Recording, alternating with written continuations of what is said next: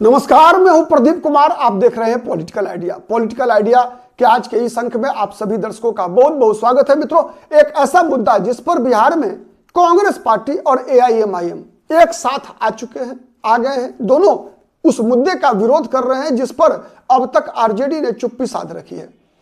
मित्रों, वो मुद्दा है किशनगंज में मिलिट्री बेस बनाने का।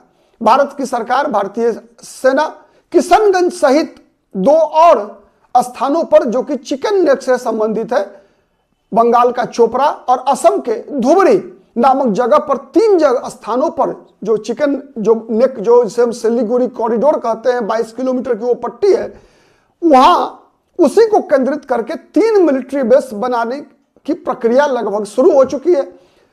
यहां टेंटेटिवली कह सकते हैं आप कि भारतीय आर्मी ने ब्रह्मोस मिसाइलें भी तैनात कर दी है। राफेल भी एक तरह से फिक्स कर दिया गया है। वहां S-400 की तैनाती की जा रही है। तो ये 3 ऐसे जगह हैं जहां इन 3 में बिहार का एक किशनगंज भी है। यहां लगातार किशनगंज में बनाए जा रहे मिलिट्री बेस के लिए 250 एकड़ जमीन जिसका अधिग्रहण की प्रक्रिया चालू हो चुकी है, इसका लगातार विरोध किया जा रहा है कांग्रेस पार्टी की तरफ से, एआईएमआईएम की ओर से। विगत दिनों कांग्रेस की तरफ से जो किशनगंज के सांसद हैं मोहम्मद जावेद और साथ ही किशनगंज के जो विधायक हैं शहर के मोहम्मद कमरुल होदा, इनके द्वारा ये लोग बिहार के मुख्यमंत्री से भी मिल चुके हैं, केंद्र के गृह मंत्री से भी मिल चुके हैं और बता रहे हैं कि नहीं, यहां पर इसको नहीं बनाना चाहिए, यहां जमीन अधिग्रहण नहीं करना चाहिए, यहां के किसानों को इससे आपत्ति है। तो दरअसल आज हम जानने का प्रयास करते हैं कि क्यों एआईएमआईएम विरोध कर रही है, क्यों कांग्रेस पार्टी विरोध कर रही है, क्यों आरजेडी चुप है और ये चिकन नेक पर इतना विवाद है क्यों?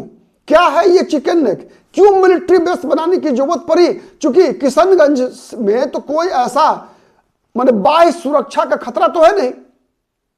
तो मित्रों, सबसे पहले समझिए कि किशनगंज वह जिला है बिहार का जहां से मात्र 22 किलोमीटर की दूरी है बांग्लादेश की सीमा की।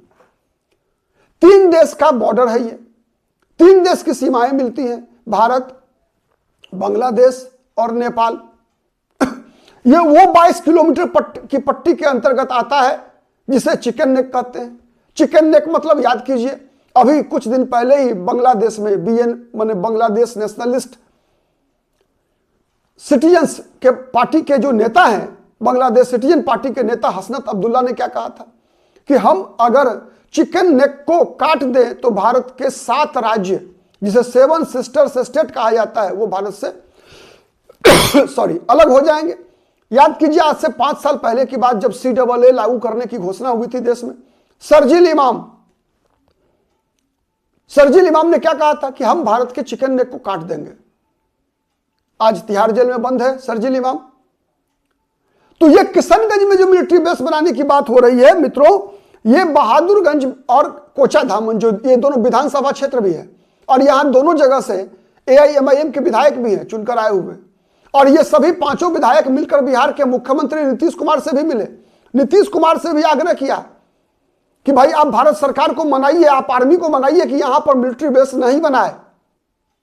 लेकिन सवाल यह है कि क्या इनकी बातें सुनेगी भारत सरकार?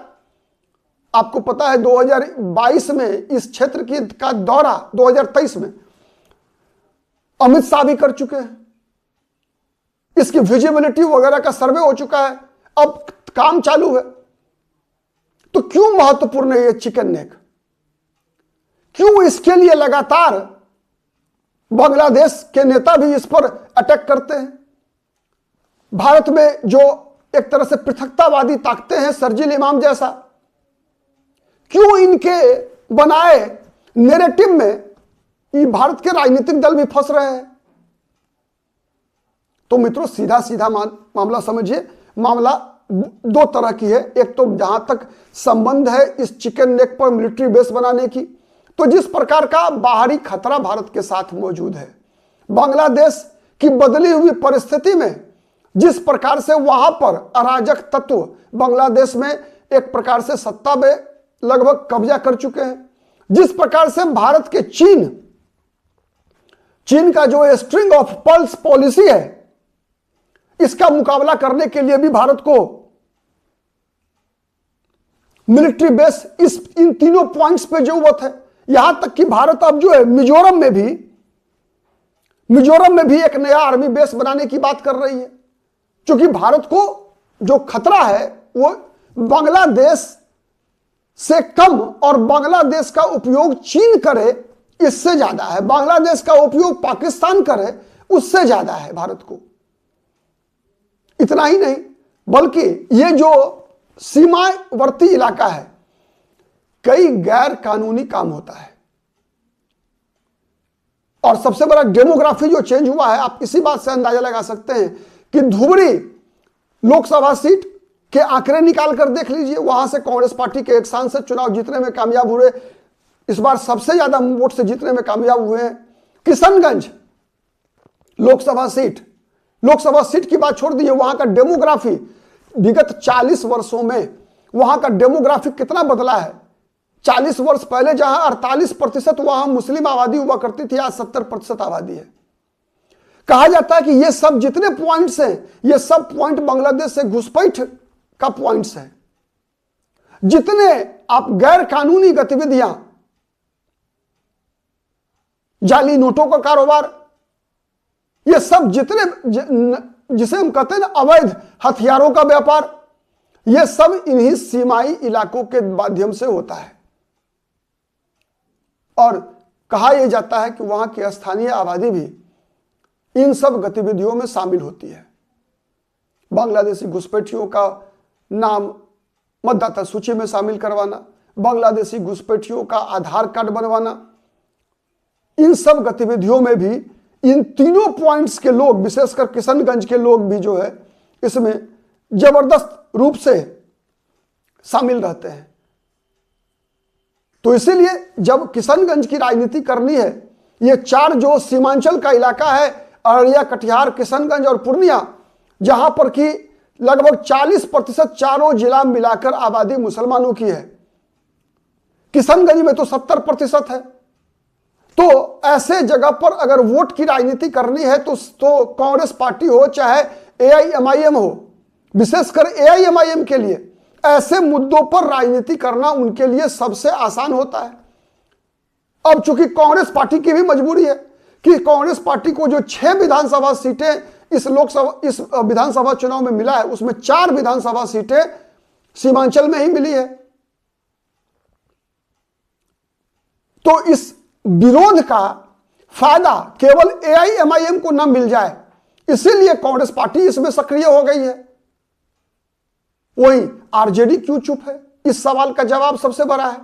तो मित्रों, आरजेडी सबसे बड़ा चीज है कि चुप इसलिए है कि अब आरजेडी को बिहार में इस बात का एहसास हो चुका है कि आरजेडी को मुसलमान अपने प्राथमिकता सूची में सबसे नीचे रखते हैं। इसीलिए आरजेडी का एक भी नेता इस मुद्दे पर मुंह खोलने को तैयार नहीं है।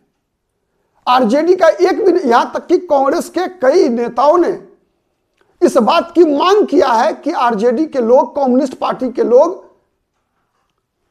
कांग्रेस की इस मांग में कि किशनगंज में मिलिट्री बेस के लिए जो जगह चिन्हित की गई है वहां पर नहीं बने मिलिट्री बेस, इसका विरोध करे आरजेडी भी। लेकिन आरजेडी के नेता इस मामले में चुप्पी साधे हैं, क्योंकि उनको लगता है कि आरजेडी की मुसलमान समर्थक जो छवि बन गई, उसी का परिणाम है कि आरजेडी 2005 से लेकर